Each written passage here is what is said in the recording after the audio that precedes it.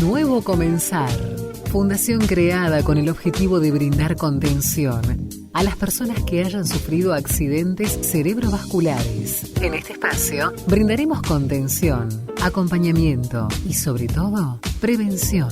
Con la conducción de Lisa Maidana, fundadora de Nuevo Comenzar ACB, por Radio Identidad. Ya lo presentamos, ¿no? al doctor Carlos Barros Martínez, quien es neurólogo, especialista en medicina neurológica en el hospital Dr. Ramón Madariaga. Buenas tardes, doctor. Buenas tardes. Muchas gracias por la invitación. No, por favor. Primero comenzar comentando un poquito de qué es lo que es el ACV, porque por ahí uno también ya da por sentado de que todo el mundo conoce y en realidad no es así. El ACV, como definición grande, tenemos una que es el ACV isquémico, que es el que se da por falta de irrigación sanguínea a una parte del cerebro, y otro ACV que es el hemorrágico, que cuando hay un sangrado dentro del cerebro, por ejemplo una ruptura de un vaso sanguíneo dentro del cerebro. Es mucho más frecuente el ACV isquémico, aproximadamente un 85% de todos los ACVs que ocurren.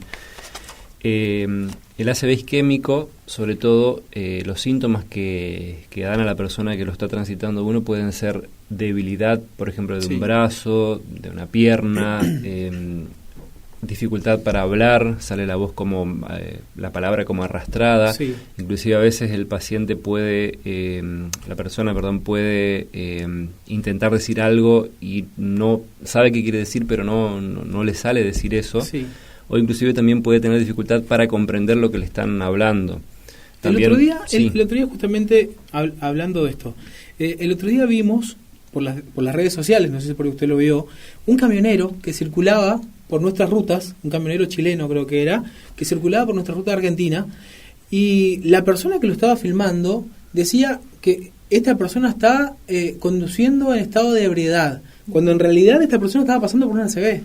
No había visto la noticia, pero bueno. Sí, cuando, o sea, tal cual, así como usted lo dice, ¿no? La persona intentaba hablar, intentaba decir algo, pero obviamente balbuceaba, no le salían las palabras.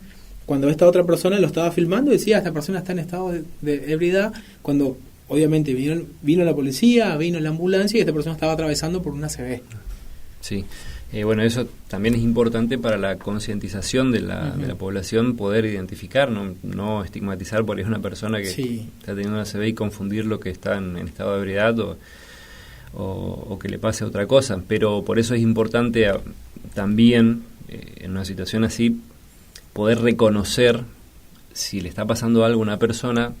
Hay una secuencia rápida que en inglés es las siglas FAST, F-A-S-T, que quiere decir rápido, que hay una homologación en castellano donde rápidamente uno puede, por ejemplo, mirar la cara de la persona, pedirle que sonría, ver si la sonrisa es simétrica o no, hacerle que levante los brazos, si la persona puede levantar los brazos elevados a una altura o por encima de la cabeza o simplemente adelante y ver si puede levantar un brazo o si ese brazo, alguno de los brazos que levanta cae, y pedirle que diga alguna palabra y escuchar a ver si lo dice con dificultad o si puede decirlo. Esos son por ahí síntomas así como groseramente y rápidamente poder detectar y digamos encender una alarma que requiere una consulta rápida. Yo dentro de mi ejemplo no me salían las palabras con P, por ejemplo, no me las salían porque soplaba, digamos, ¿no? Es como que en ese momento es como que te sale el aire, digamos, por el costado y no podés pronunciar palabras con P, o como bien decía usted, no puedes sonreír, digamos, porque una parte una parálisis facial de los músculos, sí, efectivamente. Doctor, ¿cuánto tiempo tenemos desde que empezamos a ver, digamos, que el paciente o la persona está atravesando por una ACV? ¿Cuánto tiempo tenemos hasta llegar o hacer los primeros auxilios para que no tengan secuelas, digamos? A ver, hay una frase que siempre que se habla de ACV se dice que tiempo es cerebro. Cuanto más tiempo pase desde que se obstruye un vaso sanguíneo, más chances hay de, digamos, que se muera más tejido cerebral y por lo tanto que haya más secuela. Uno por ahí no puede estimar un tiempo preciso, pero siempre cuanto más rápido llegue a una guardia y se identifique los síntomas, por ahí es más factible de hacer un tratamiento. Hoy en día hay terapias que se hacen en forma aguda, que se denomina reperfusión. Cuando se ocluye un vaso sanguíneo se administra un tratamiento que permite reperfundir o desocluir, sería el vaso tapado, si este paciente cumple determinados criterios. No se hace en todos lados. Acá estamos en plan de que se pueda realizar eso, porque es algo que requiere mucha coordinación, organización para que todo se dé en el tiempo que se necesita. Es un tratamiento que se puede aplicar dentro de las 4 horas y media desde que comenzaron los síntomas, así que uno tiene muy poco tiempo para actuar en ese sentido, hacer todo lo que necesita el paciente previamente. Descartar que no sea un ACV hemorrágico, por ejemplo, eso hablando del ACV isquémico. Claro. Pero más allá de eso, siempre tiene que acudir a una guardia lo antes posible. Doctor, nosotros, como familia, como vecino, como que estamos evidenciando esto, ¿cuáles serían los recursos que tenemos nosotros como para brindarle los primeros auxilios nosotros hasta poder llegar a algún sanatorio, algún hospital? No, lo principal sería tener la alarma, ¿no? De poder darse cuenta que poder no confundir con otra situación, sino de darse cuenta que puede estar cursando una CVI y acudir inmediatamente. Por ejemplo, si el paciente está comiendo y tiene dificultad para tragar en ese momento, o el ACV que está cursando le produce esa dificultad, estar atento que no haya nada que obstruya la vía respiratoria.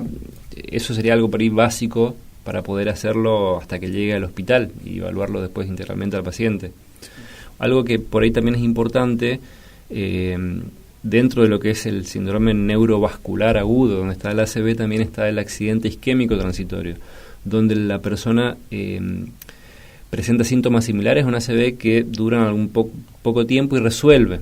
Eso también es un signo de alarma, porque las personas que cursen un accidente isquémico transitorio tienen muchas más chances de hacer un ACV en las horas siguientes. Por eso también es importante que pueda ser asistido por una guardia médica. Siempre recalcamos, ¿no?, el trabajo que vienen realizando justamente Elisa y todo su equipo en cuanto a la prevención de esto, porque como bien decía hoy, ¿no?, a veces no tomamos la dimensión y queremos ocuparnos de todo y a veces no nos ocupamos de nosotros, de nuestra salud, que es lo más importante para tratar de evitar esto. Exactamente.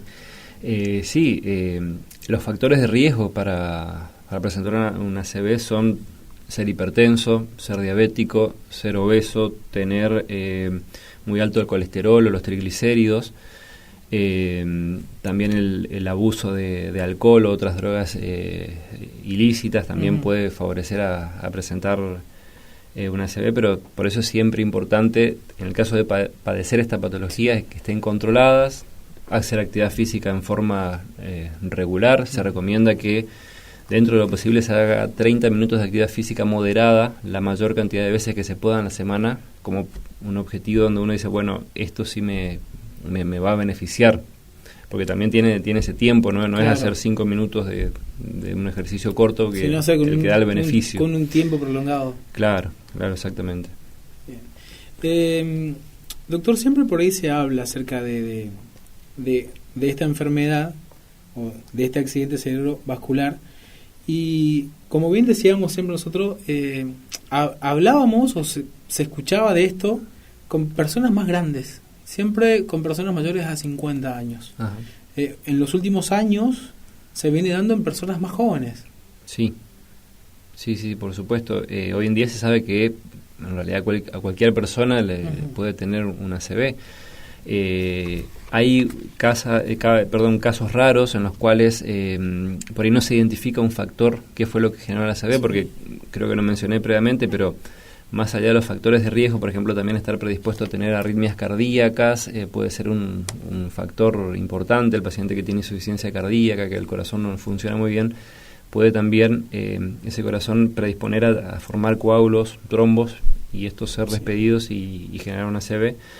Pero sí, básicamente si bien se tiene ese concepto de que tiene que ser una persona de mayor edad, eso no es tan así. Está la ACV en el paciente joven, donde también hay que descartar otra gama de patologías, trastornos de la coagulación, el síndrome antifosfolipídico, que también es una entidad en la cual se está más predispuesto a tener trombos en cualquier parte del cuerpo, incluido el cerebro, sí, entre otros. O sea, son, digamos, diferentes... no solamente el sedentarismo, no, por supuesto, tener diabetes, tener presión alta puede ser un factor para poder llegar a... Por supuesto, y a veces la persona no conoce esta condición suya hasta que le ocurre y se estudia y se descubre, por ejemplo, que tiene un problema de la coagulación, donde está más predispuesto a formar trombos en su circulación y esto es lo que genera la ACV. Bien.